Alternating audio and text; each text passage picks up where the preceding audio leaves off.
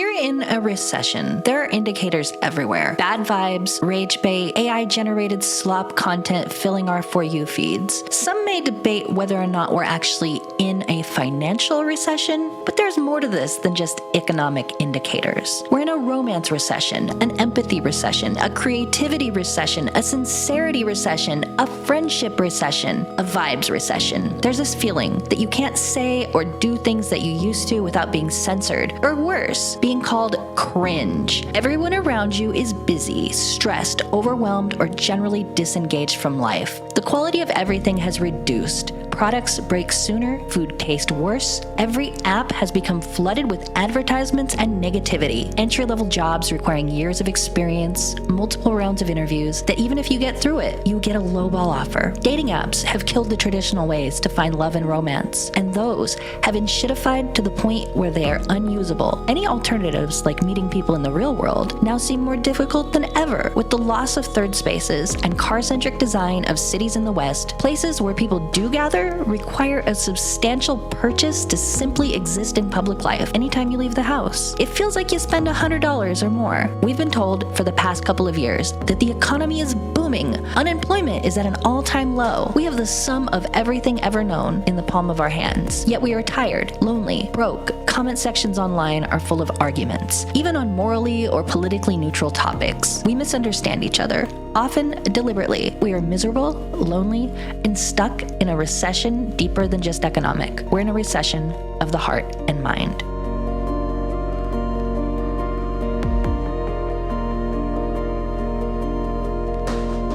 Imagine you're walking through an empty, dying mall in an otherwise growing city. Sure, officially, it's open to the public. There's still a few stores in business, but they don't sell anything you particularly want or need. They're just kind of there, holding out. But the empty storefronts that used to host thousands of shoppers, restaurants full of people dining, kids running around, events of all types were hosted here. They even tried to renovate it, give it a fresh coat of paint, insisting that the mall is as strong as ever and open for business. But you know it, I know it, and we all know it. Nothing is here but memories of a more prosperous past. Now imagine that this empty mall is all of us. Our lives, a shell of their former selves. Nothing feels real anymore. We can soften the blow by scrolling TikTok or Instagram Reels, disappearing into mindless brain rot for hours. But once you put down your phone, the feeling that none of this is right persists in the silence. A common rule of thumb economists use to declare a recession is 2 consecutive quarters of negative economic growth. On paper, we aren't there. Through multiple administrations and shifts in policy, stocks have been on an upward trajectory for years now. Corporate profits are at an all-time high. Median income of the average worker is up. Inflation has supposedly slowed down. So what the hell is going on? Why does it feel like we're constantly being gaslit? Take a quick drive with me across the Bay Bridge in San Francisco. Tell me what you see. Essential cybersecurity platform for the era of AI.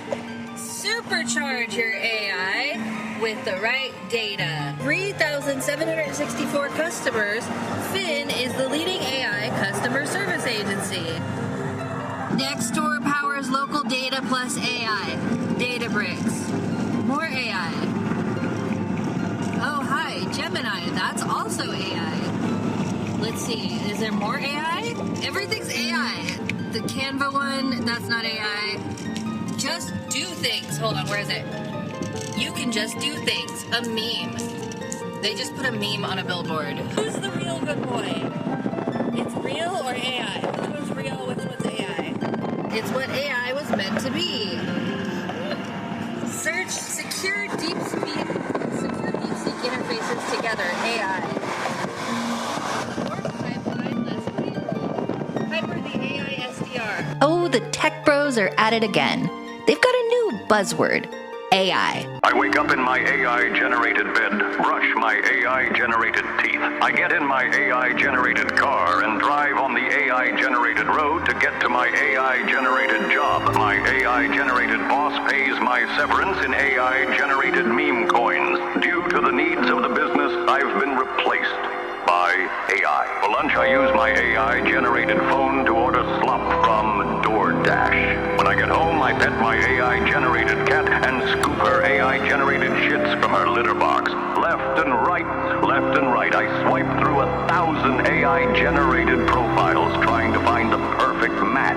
Person A or person B? I ask my old friend ChatGPT, which AI avatar is best for me? When I sleep, I dream my AI dreams, prompts without guardrails, ad-free fantasy, until my program is overridden. Why am I dreaming about white farmers in South Africa? After 8,647 days or so of AI-generated life, I die a peaceful AI-generated death. When I approach the pearly gates, I stand face to face with the AI-generated God, and he says to me, "You must be subscribed to Afterlife Premium to access this feature." Now, AI, in and of itself, isn't good or evil. Think of it more as a tool, sort of like how a calculator is used to solve math problems. But in this case, the math problem is you, the lowly employee. More pipeline, less payroll. Automating tedious jobs isn't necessarily bad, but it's definitely not good for morale when you're showing up to work every single day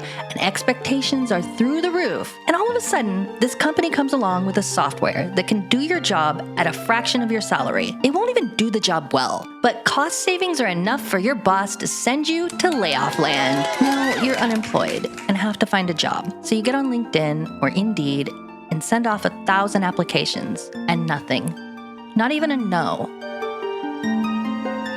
You tailor your resume with the help of ChatGPT to bypass all of the new AI filters in the applicant tracking systems and actually get an interview, only to find out that the interviewer is AI. Your resume looks great, but I can see you with a gap in employment here from 2023 to the present. What can you tell me about that? Absolutely. I worked as a freelance video editor, creating high-value SEO-optimized content at scale, interfacing directly with brands to drive customer engagement. But I realized that my passion was selling turnkey SaaS solutions to mid-market HR departments in the health technology space. Impressive. I'm glad you're following your passions. So tell me, why do you want to work for Mulchify? Ever since I was a small child, my dream was to be an enterprise account executive at a Series B venture-backed startup.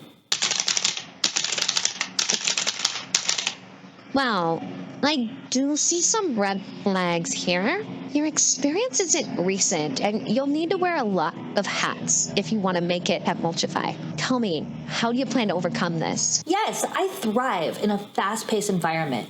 I'm adaptable, and I consider myself a go-getter.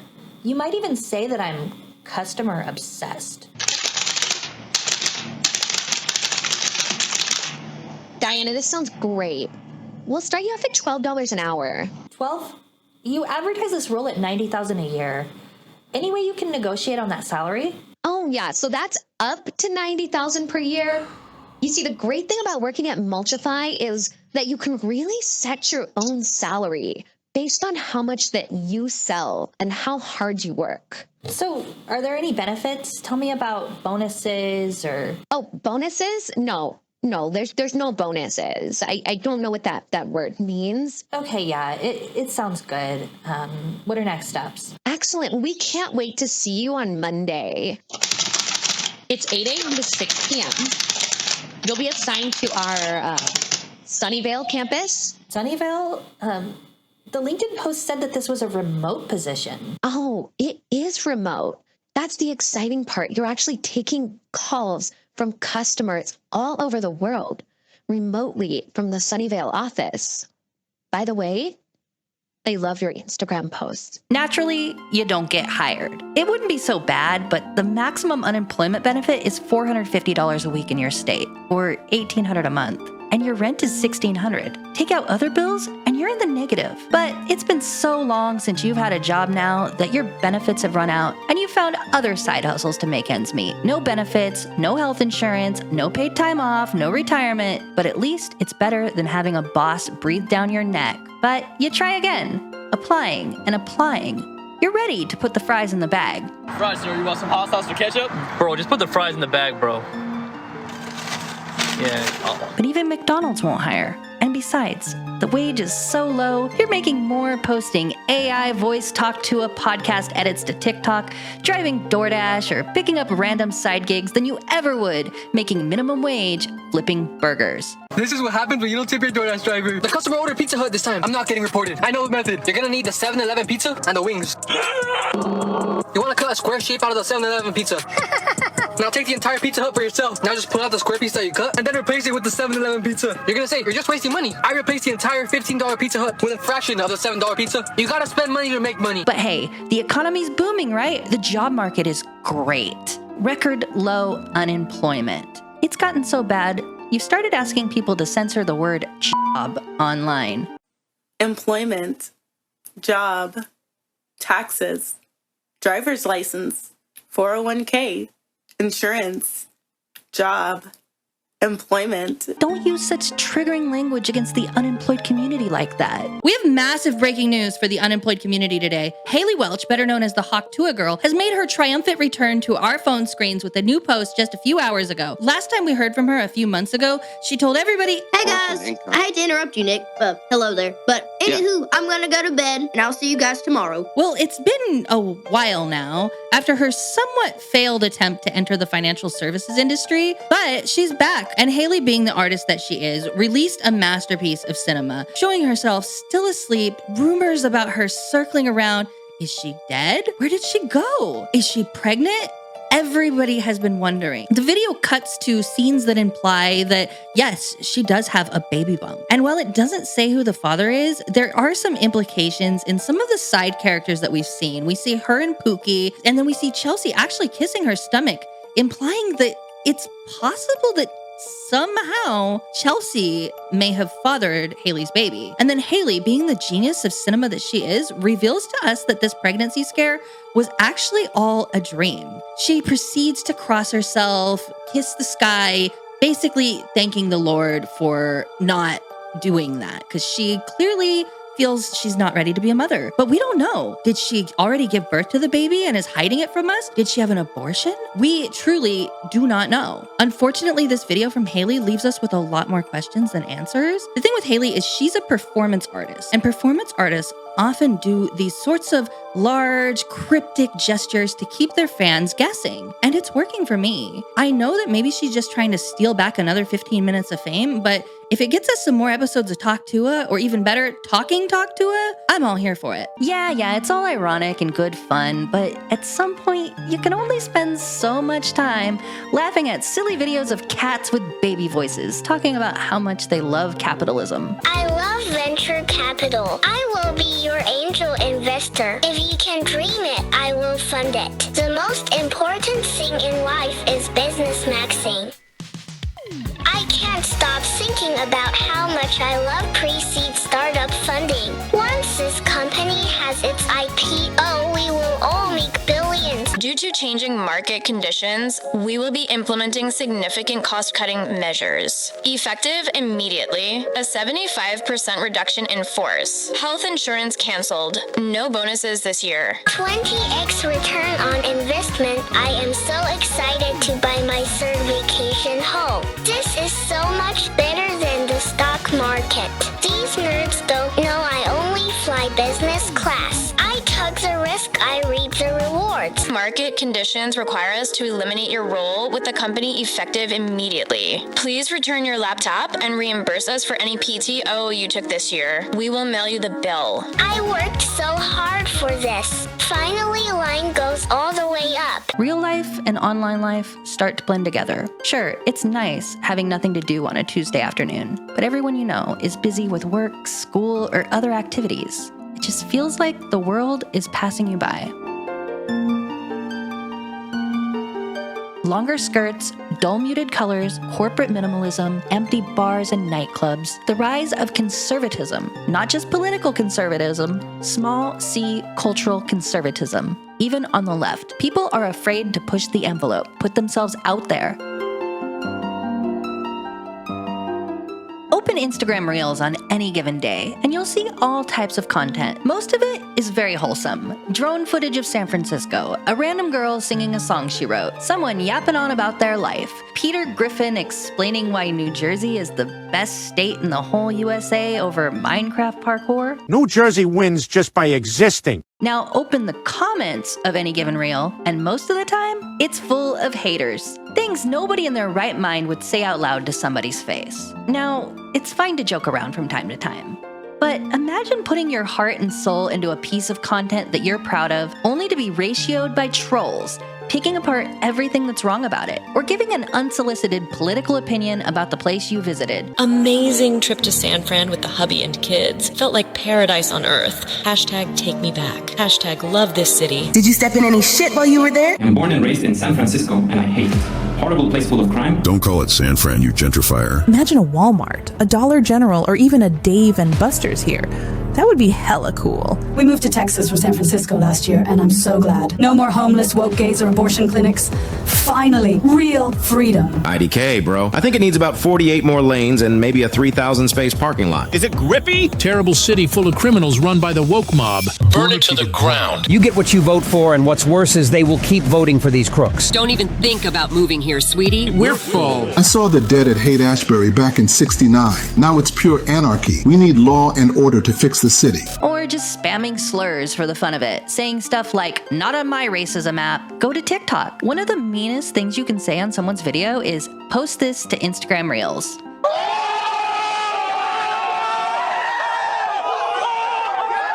We are definitely in an empathy recession. And the social media companies know this. They know that rage bait keeps people on the app. If you're mad and arguing in the comments, that's more watch time. More they can learn about your likes and dislikes, so later on they can serve you ads. Targeted advertising isn't necessarily bad.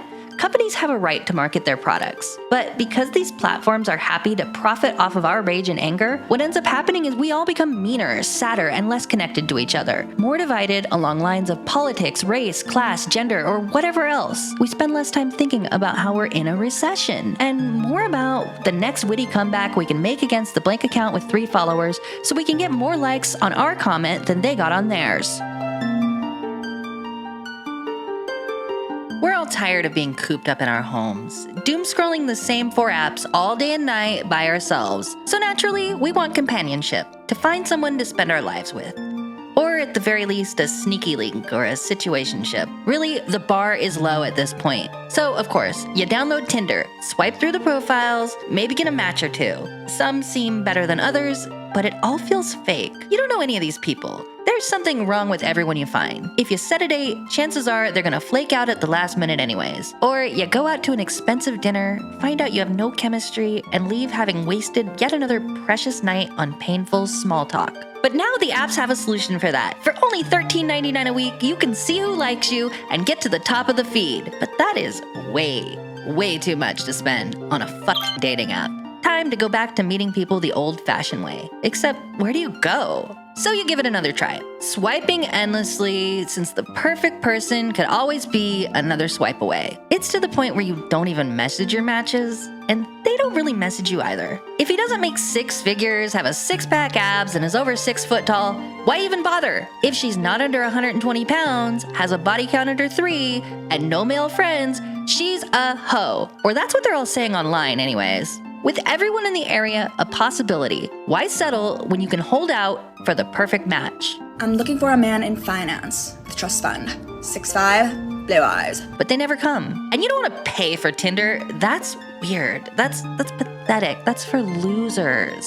So you go back to meeting people in the real world. Except wait, where do you go? All your single friends are too tired and worn out from a hard week or other responsibilities to come out with you. Besides, drinks, food, cover charge to get into a nightclub, only to stand around chatting in your friend group while nobody approaches you? Or worse, you get hit on by a creepy guy? Well, you say we go to the lake and do some Molly. Yeah, I can bring my camera. I can take some photos. We can do a cute little photo shoot. I do feel like the female body is art, and I just want to put you in the best light. Or if you're a guy, the girl you have your eye on doesn't want to leave her friend circle. And it's the same if you're gay, lesbian, or bisexual. Everyone is lonely and doesn't know how to socialize anymore. Nobody is having fun here. Interactions at nightclubs feel just as forced as they do on the apps. And at least with the apps, you don't gotta leave your home. And that's even if you have the money and means to go out. If you live in the suburbs, you're gonna have to drive into town or take an expensive Uber ride to get anywhere. By the time you get to a place worth visiting,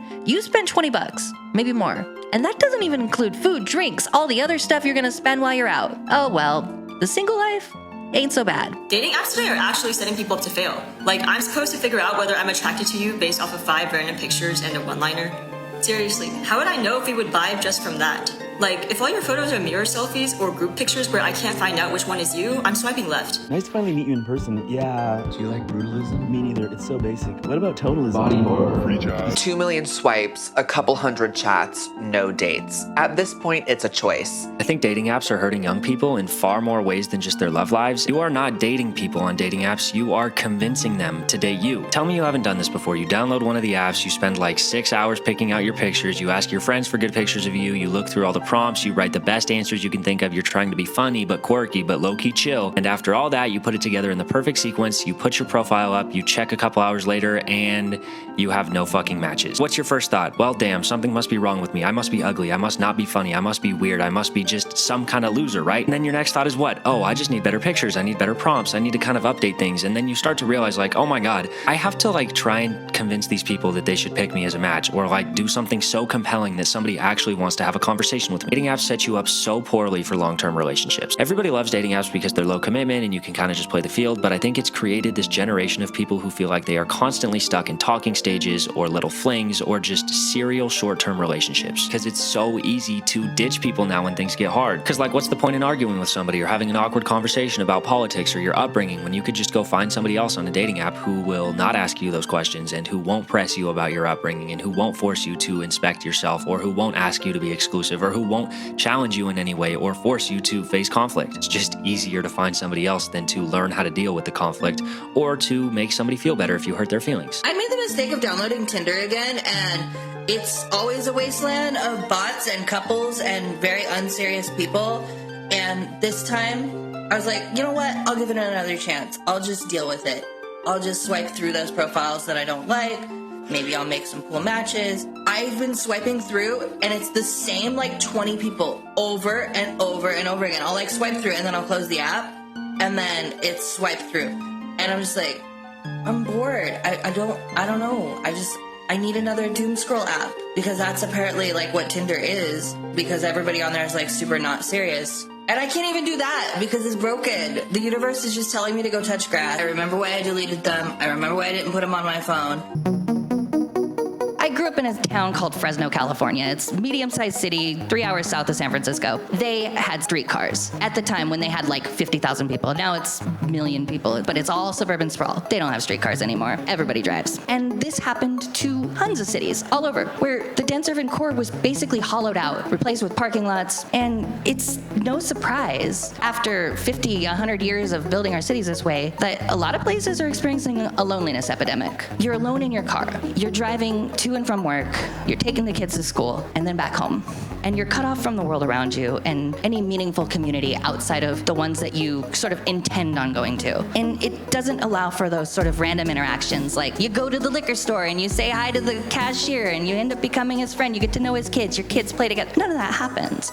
It all happens within these sort of regimented ways where you drive to work, you drive to school, you don't have interactions outside of that. And there's this concept called like the third place. The first and second places being your home and work. And these are spaces that we tend to inhabit the most. But the third places, there are more community spaces, parks, cafes, bars, restaurants, churches, music venues, places where you can kind of linger around, where you don't necessarily have to spend a lot of money to be there, like a library, for example. And these places have begun to disappear, or they're locked deep behind a paywall where it's like, yeah, you can go to a restaurant, but you're going to spend $100 and you're going to have to leave as soon as you're done eating because the next people are going to come in. And as the cost of living rises, it's harder for more and more people to even inhabit those. And sometimes it's just not profitable, especially for smaller businesses, because a lot of third places are small businesses or public spaces that are funded with public money. And it's hard for those places to generate revenue without foot traffic. Driving tends to be more intentional, although not always, but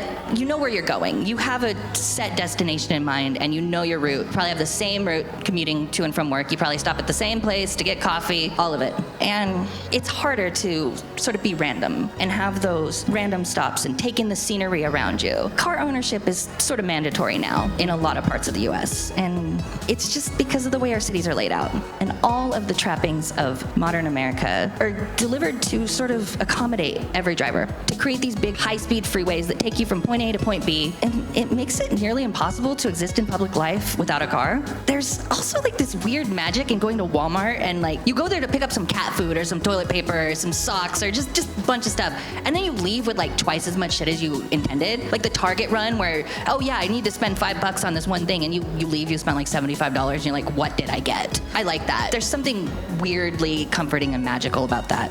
But that's kind of what they want from us. And by they, I mean the powers that be, the vague idea of the man, the government. But that's sort of what we've been sold. And believe it or not, like we are encouraged to crave that convenience through the way our entire environment has been designed. And we want that ease at all costs. We want to get from point A to point B as quickly as possible with as many conveniences as possible. There's this lack of community in it, and the spaces are centered around consumption. The places we go to are centered around buying things. This sort of prevalence of national brands has a direct effect on popular culture and how we interact with the world. Case in point, the Costco guys. We're Costco guys. Of course we go shopping while eating a chicken bake. We're Costco guys. Of course we had to try the new double chunk chocolate cookie. We're Costco guys. Of course we have to try out the furniture. We're Costco guys. Of course we work out with the tires. I fucking love the Costco guys. This sort of father-son duo, they're based out of Florida, but they're originally from New Jersey. They're funny as hell. They sort of built this goofy online presence based off their relatability. They're just a regular family enjoying sort of the promise of the American dream. They're silly, wholesome, and quintessentially American in the most basic way. Because we go to places like Costco as more than just shopping. We go there to sort of interact with the world and walk around and eat our chicken bake and eat our cookie and try out the furniture, like do all of that, because that's all we have. If you live in the suburbs or you live in the West, you don't have these sort of cool hip spaces to go to or these nice places to take your kids. No, you got freaking Costco. It is comfortable, it's familiar, and it feels so fucking good. The way most of North America is designed, it sort of focuses on the endless cycle of commute, work, consume, repeat.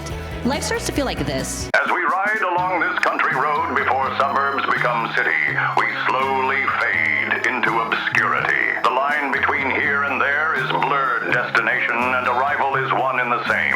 The expressways we built became a paradise into themselves, punctuated by beautiful gas stations and shopping centers. Homes sprawl deeper into the countryside, more real than reality itself. This is our birthright. There exists a place more magical than Disneyland. All around us are temples for those with the eyes to see them, shrines to the gods of commerce, accessible through the power of the almighty automobile. Gasoline, electric, or even self-driving, all are welcome here. A little voice may tell you this is all a mirage. You may start to feel something is wrong. Don't listen to it. Push forward and lock in. This is the American dream, the destiny our forefathers manifested all those centuries ago. This could be anywhere, yet it is everywhere. That is by design. It is how you were designed. Now come as we celebrate prosperity together in America's new golden age. It creates a vulnerable, exploitable working class of consumers. Without access to these strong community spaces, the ability to start and succeed successfully at small businesses or be an artist or do anything other than commute to your corporate job or work in the service industry, you're always stuck wanting more. You're always consuming more, working more, and the people at the top benefit from that most. I love recessions. Short selling makes me billions. When the charts are red, I make the green. While your economy crashes, I buy everything at a discount. Bring on the tariffs. Bring on the layoffs. I will buy your house and rent it back to you at double the cost. I have an idea to help you afford food. Why not finance that delicious burrito? Only 12 easy payments of $2.99. Can't make your car payment? Just take a Waymo instead. Who needs silly high-speed rail when we have self-driving cars?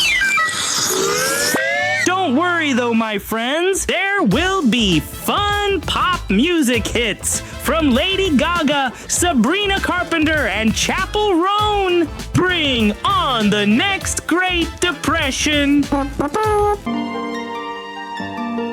While poor urban design is a problem, the recession mindset persists everywhere, not just for those stuck in bleak suburban hell with no way out. Everywhere we look, things are getting just a little worse. So maybe you live in a dense, progressive, cosmopolitan city with lots to do, walkable, tons of amenities, anything you need within a few short blocks of your house, vibrant, exciting nightlife, and wonderful food. Or maybe you live in a rural area where you've got a strong community, you value faith and family, and you can go outside, go fishing, go hunting, see beautiful nature anytime you want. And you've been told to hate the other side. Cities are scary, full of crime, destitution, and drugs. And who's to blame? Those damn Democrats and leftists with their woke politics and pronouns and avocado toast. Rural areas are backward, full of hillbillies and racists and hicks who drive oversized trucks, marry their cousins, overdose on opioids, and worship Donald Trump like he's a god. We've been polarized, refusing to understand each other, taught to hate whoever the next scapegoat is. Anything to distract us from the reality we all share. Everything is a subscription now. Most software you buy, monthly payment, your car, probably financed with a monthly payment, TVs, music, hell, you can even order meals on a subscription plan. And the cost always goes up, the quality of service gets worse. Check out this cool recession meal hack to beat tariffs and support America. As long as your store still has toilet paper, you can use it to make a delicious dinner, boil it down and remove the core, and you have mashed potatoes. Scoop the potato substitute into a bowl. Use the hand mixer you bought on Temu before it became too expensive to fluff it up. Okay, but what if I can't afford a hand mixer? You can always use a fork or your bare hands if you're really broke. Now here's the fun part. If you still have access to coffee grounds, you can put a little in for flavoring. Bro, coffee? I'm not rich like that. Dirt or any ground seasoning works just as well. Oh, nice. It looks kind of like Thanksgiving stuffing. Exactly. As American as apple pie. Remember that stuff? Anyways, use your hands to roll the batter into a ball. So now that I've got it rolled up, I can use it to make all sorts of delicious dessert treats? Yes, but you want no waste, so compress it down tight. It might be all you can get for a while. Fun fact, I bought all the ingredients for $0 down using a firm whose low monthly payment plans are my preferred choice for meal financing. I found these cupcake tins at the Dollar Tree. This meal fits perfect in them for a bite-sized snack in between my 9 to 5 and my side hustle. You have a job? Stop bragging and please be mindful of those of us in the unemployed community. You go outside, take a drive around. Doesn't it seem like everyone on the road drives like an asshole now? Like no regard for other motorists, running red lights, cutting you off, going 30 over the speed limit, in a hurry to get where? Seems like you need to buy a new phone every year. Not because you want to, but because the old one slows down to the point where it's unusable, usually after they push a mandatory free software update. Funny how that works. Every free app you download quietly moves more and more features into the pro category until basically anything but minimal functionality is behind a paywall. I'm looking at you, CapCut. A monthly payment just too high to want to pay it, but just cheap enough to do it anyways. You've lost track of how many subscriptions you even have. But at this point, you're afraid to even open your online banking app and come to terms with the reality of your checking account balance. But you've been told the real problem is those goddamn immigrants. Those fake Christian nationalists who want to push their values on everyone else.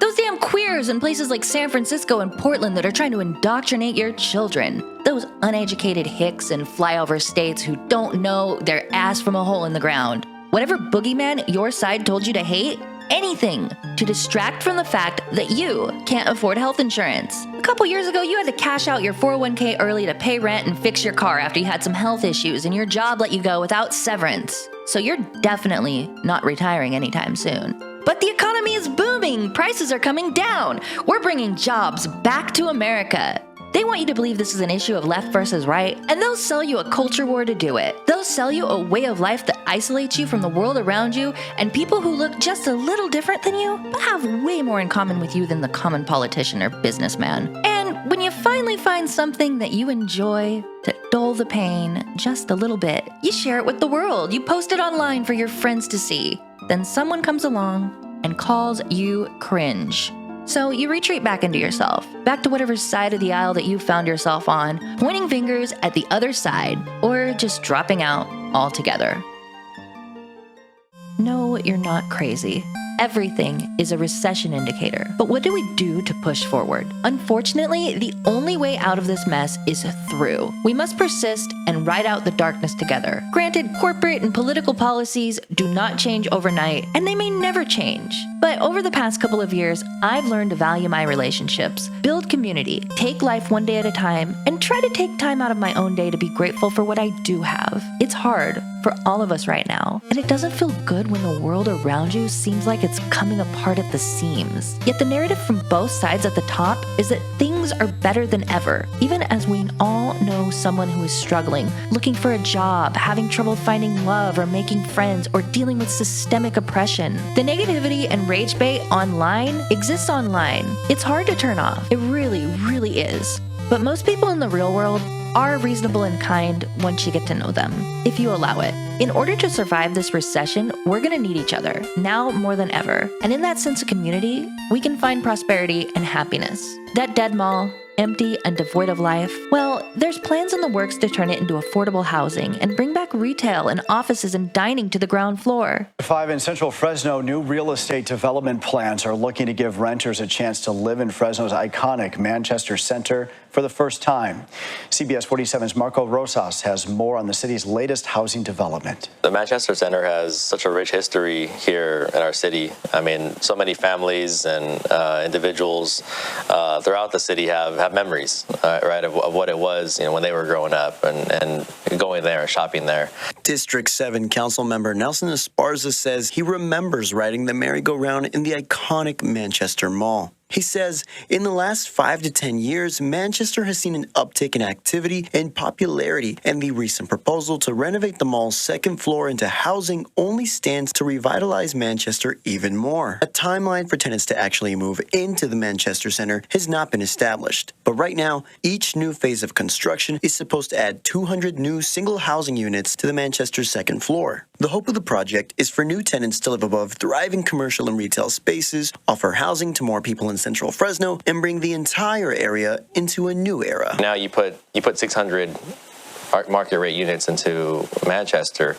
That's really going to serve as this support base for the different tenants that are in there. This one project in Manchester is just really this key component to the larger transformation along the Blackstone corridor. If that project succeeds, that once dead liminal space will transform again into a vibrant community, possibly even stronger than before. And I like to think that's possible for all of us, if we're able to see past our differences and struggles and do the inner work. I want to thank all of my Patreon subscribers for making videos like this possible. Without all of you, I couldn't keep this channel going. If you do want to support me and get early access to all of my videos, I have plans starting as low as $2 a month. In the meantime, keep your head up and let's get through this together. I'll see y'all next time.